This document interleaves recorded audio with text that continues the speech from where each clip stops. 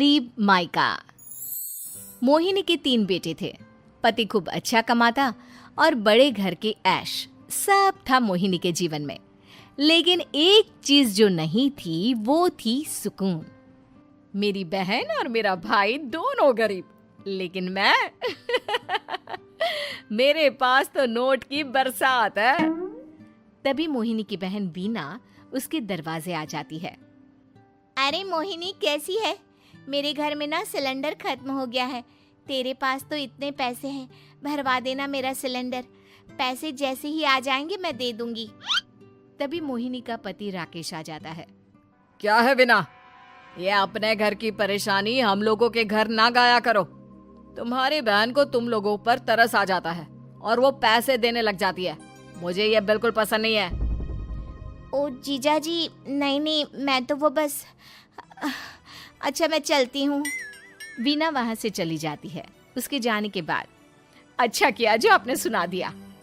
अरे न जाने क्या सोचकर मेरे घर आ जाती है कि जैसे यहाँ तो भंडारा भरा है। अरे कितना तो दे दिया। अच्छा जी, जरा 1000 तो देना। वो बिन्नी दीदी है ना, उनके घर जा रही हूँ। उनका पोता हुआ है तो मुंह दिखाई दे दूंगी। हाँ, उन लोगों के आगे तो शो ऑफ किया करो। वो खुद को बड़ा अमीर शो करते हैं ना, दिखा दे कि तू भी किसी से कम नहीं है। हाँ जी, इसी के लिए तो जा रही हूँ। मोहिनी तैयार होकर अपनी बुआ की बेटी के घर जाती है। वहाँ वीना भी आई होती है। अरे वीना, क्या जरूरत थी यहाँ आने की? तेरे घर पर गैस नहीं है तो वो भरा लेती। क्या करूँ मोहिनी, बुआ को बुरा लग जाता नहीं जाती तो।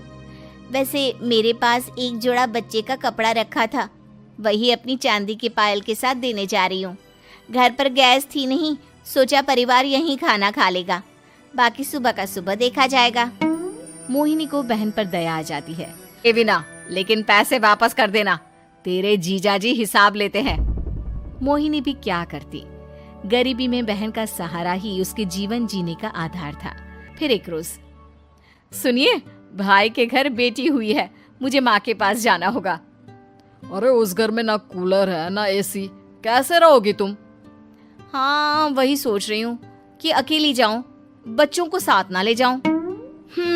चली जाओ, लेकिन ये जो तुम अपने गरीब परिवार से मिलने चली जाती हो ना, मुझे बिल्कुल अच्छा नहीं लगता। पता नहीं मैं भी कैसे मैनेज करती हूँ, लेकिन क्या करूँ। मोहिनी भाई भाभी के घर आती है। मोहिनी, कैसे आना हुआ? क्या हो गया है माँ? मोहिनी को क्यों ऐसे बोल रहे हैं आप? अरे तू नहीं जानती अपनी ननद को, पैसे वाली है ना, तो ऐड कुछ ज्यादा ही है। मोहिनी को माँ की बात का बुरा नहीं लगता है, क्योंकि उसे पता ही नहीं चलता कि माँ उसे जली कटी सुना रही है।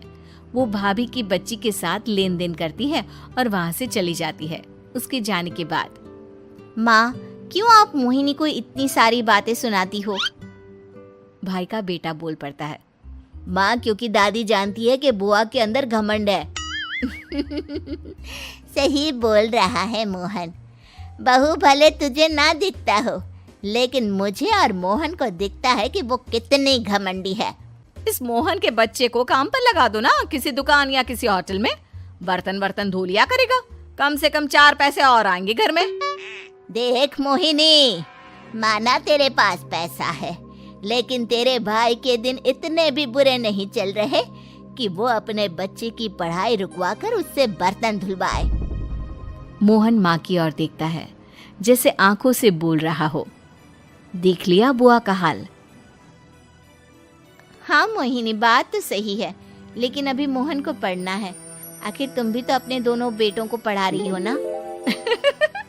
मेरे बेटों से कैसे कंपेयर कर सकती हैं आप?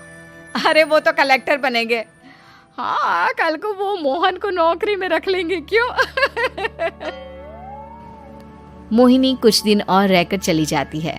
धीरे धीरे दिन बीतता है। मोहन बड़ा होता है और कड़ी मेहनत से सफल भी हो जाता है। मोहिनी, माँ के जाने के बाद तो तुमने भाई भाभी के घर जाना छोड़ ही दिया, क्यों? वो क्या है ना, उन लोगों का घर छोटा है, मेरे बच्चे जाना ही नहीं चाहते। पर तुझे क्यों अचानक मायके की बात याद आ गई? यार, मेरा तो मायका है, भाई भाभी है, मेरा तो आना जाना लगा ही रहता है। हाँ, क्योंकि तुझे आदत है ना ऐसे छोटे से घर में और कम पैसे में रहने की। वैसे क्या खबर है आजकल मायके की अपने? अब वो घर छोटा और कम पैसे का नहीं रहा, क्योंकि मोहन तो बहुत बड़ा आदमी बन गया है। फिर क्या? मोहिनी भाभी को फोन करती है।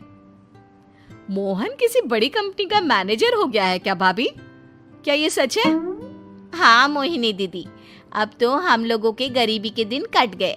आपके भाई ने कोई अच्छे कर्म किए होंगे जो हम लोगों का बेटा इतना अच्छा कमा रहा है।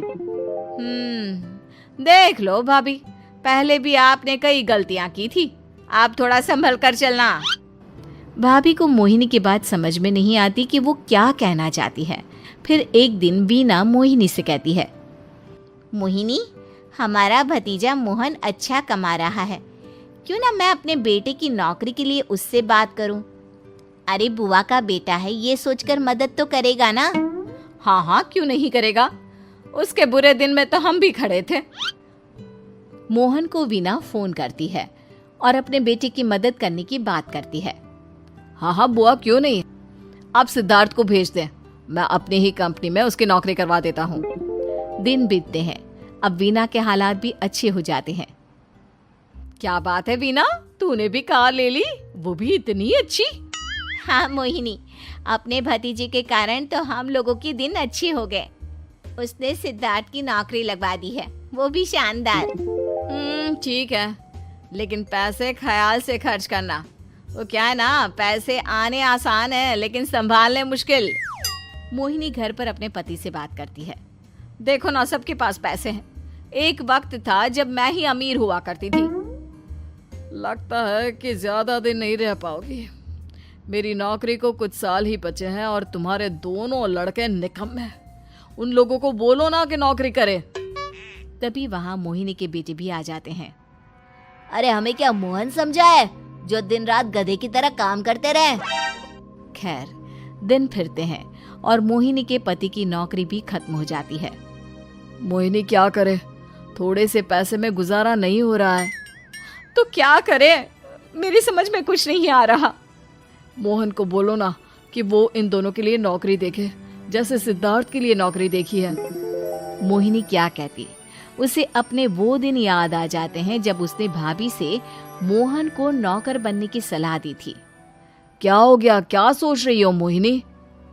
यही कि वक्त कभी भी किसी का भी पलट सकता है, ऊपर वाले से डर कर रहना चाहिए।